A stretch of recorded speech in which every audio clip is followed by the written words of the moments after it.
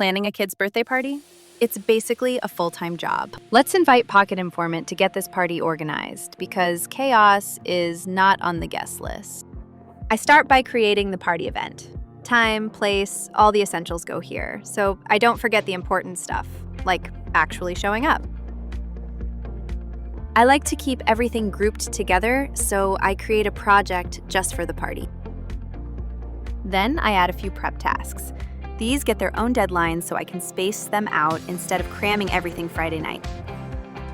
I even set reminders for the reminders, because if you've ever forgotten to order pizza for 10 kids, you only do that once. Pocket Informant, where real life meets real organization, with just enough room for cake.